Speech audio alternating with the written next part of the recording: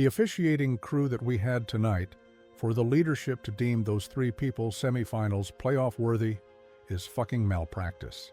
Those were the words of Minnesota Lynx coach Cheryl Reeve, an uncensored, unfiltered tirade that blew the lid off the WNBA's officiating crisis. It was the shot, heard round the league, an explosive moment of honesty that everyone was thinking, but no one dared to say. But this story isn't about the coach who lit the match. It's about what the league did next. It's about the coordinated effort to extinguish the flames and punish anyone who dared to bring a bucket of water. Because while Cheryl Reeve was being suspended for her outburst, another coach, Stephanie White of the Indiana Fever, was being handed a fine for a much quieter crime, the crime of telling the truth. Today, we're connecting the dots to show you how the WNBA's decision to fine Stephanie White wasn't just a slap on the wrist. It was a calculated move in a league-wide effort to enforce silence, a move that backfired and exposed a cover-up that goes far deeper than just one bad game. This is the real story behind the fine that proved the coaches were right all along.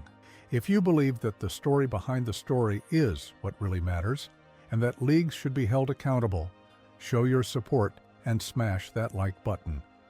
It's a simple click that tells us you want the truth exposed. All right? To understand why Stephanie White put her own money on the line to defend another coach, we have to rewind the tape. We have to go back to the brutal, bruising playoff series between her Indiana Fever and the defending champion Las Vegas Aces. For the narrative analysts watching, you know this is where the seeds of rebellion were planted.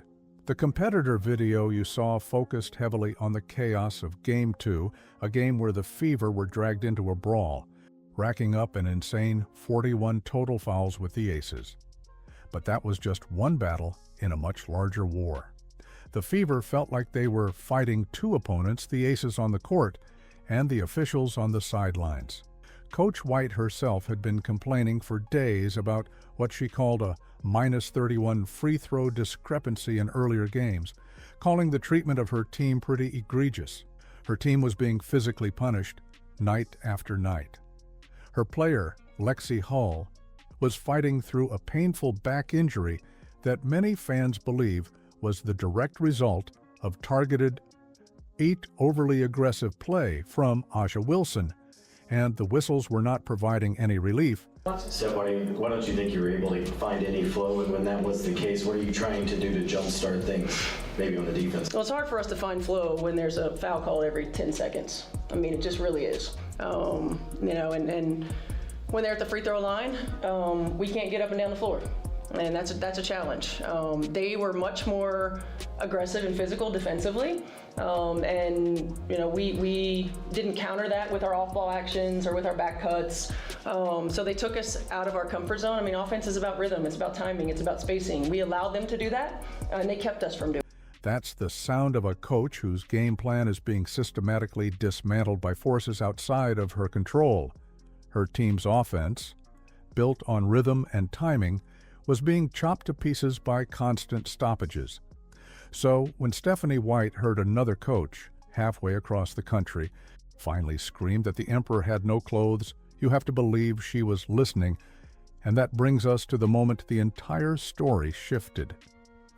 While the Fever and Aces were locked in their own war of attrition, Minnesota Lynx head coach Cheryl Reeve was in the middle of her own controversial playoff series. After a heartbreaking loss, she walked into the press room, and instead of giving the usual canned responses, she dropped a nuclear bomb on the league's credibility. She didn't just criticize the officiating. She called for a change in leadership at the league level. She declared that the crew assigned to her playoff game was fucking malpractice. The fallout was immediate. The WNBA suspended Reeve for one playoff game, making her the first coach in the history of the league to receive that punishment. This is where the story goes from a simple officiating complaint to a league-wide rebellion. The WNBA clearly intended for the suspension to be a warning shot, a message to every other coach to sit down and shut up. They wanted to isolate Cheryl Reeve, to make an example out of her, but they miscalculated. They underestimated the level of frustration that had been simmering across the entire league. And they didn't count on two of their highest-profile coaches in the middle of the most-watched series of the playoffs to publicly defy them. First was the Aces coach, Becky Hammon. When asked about Reeve's comments, she didn't back down. She didn't give a politically correct answer. She simply said, "From what I heard, she did not tell a lie. She said the truth." Then came the statement from the coach at the center of our story, Stephanie White. Mirroring Hammon's defiance, she told the media, "I think that she made a lot of valid points. I think at some point there has to be some accountability. Let's pause and connect these dots, because this is a critical moment. You have two rival coaches in the middle of a brutal, emotionally charged playoff series, independently stepping in front of microphones to publicly validate the single most inflammatory criticism of the league's integrity in modern history. This was no longer just Cheryl Reeve's problem.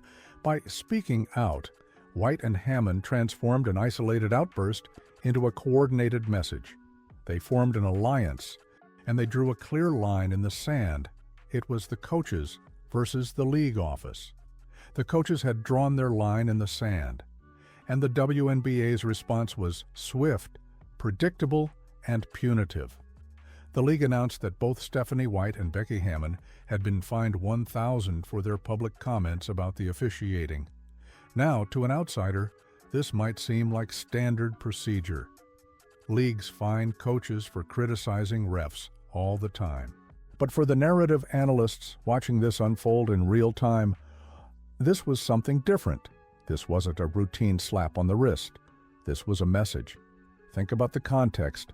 The league was facing its biggest officiating crisis in years. A decorated coach had just called its system malpractice. Instead of addressing the root of the problem, the league's first public action was to punish the two coaches who had the courage to say, "She's right."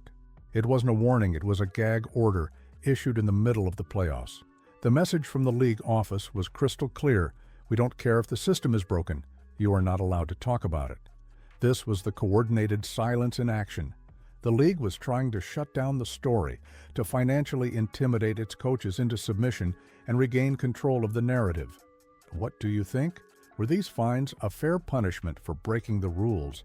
Or was it a deliberate act of censorship by a league trying to hide a massive problem? Let me know your take in the comments below. The league thought a couple of $1,000 fines would be enough to bury the controversy. They believed they could make this story go away by simply punishing the dissenters. But they were wrong, because if the fines were meant to end the conversation, the league's very next move would be so brazen, so unbelievable, that it would prove the coaches' point beyond any shadow of a doubt. They had fined the coaches and suspended their most vocal critic. The league thought they had put out the fire. What they did next was the equivalent of pouring gasoline on it.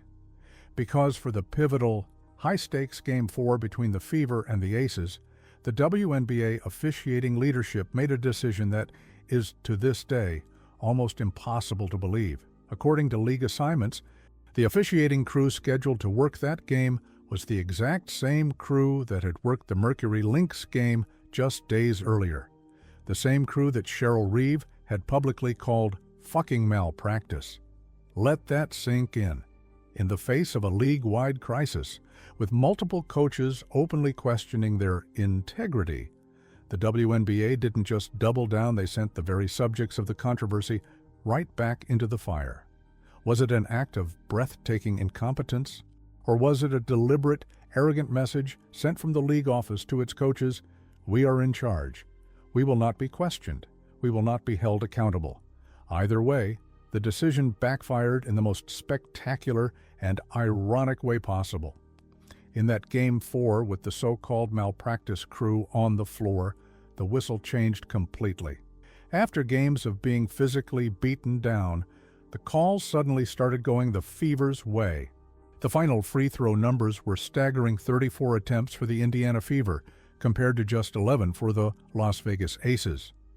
The Fever won the game 90-83, forcing a decisive Game 5. The poetic justice was so thick you couldn't ignore it. After the game, Fever player Sophie Cunningham couldn't contain herself, making a statement that dripped with sarcasm and vindication, and it's about damn time. I honestly thought the refs did a nice job today on both sides. In the end, the WNBA's coordinated attempt to enforce silence was a catastrophic failure. Their efforts to punish and intimidate their coaches only served to validate the criticism and amplify the problem to a national audience. By fining Stephanie White for simply agreeing that there was a problem, they proved her point more effectively than she ever could have. They showed that the officiating crisis in the WNBA isn't just about bad calls on the floor. It's about a broken system and a league leadership that would rather punish the truth-tellers than fix the problem itself. So what's your take on all this? We want to know your final verdict. Was the WNBA's fine against Stephanie White a necessary action to maintain order, or was it a clear abuse of power designed to cover up a much larger problem? Drop your opinion in the comments below. And if you believe in getting the full story and value this kind of deep dive analysis, make sure you subscribe and turn on notifications, because we are committed to filtering out the noise for you every single time.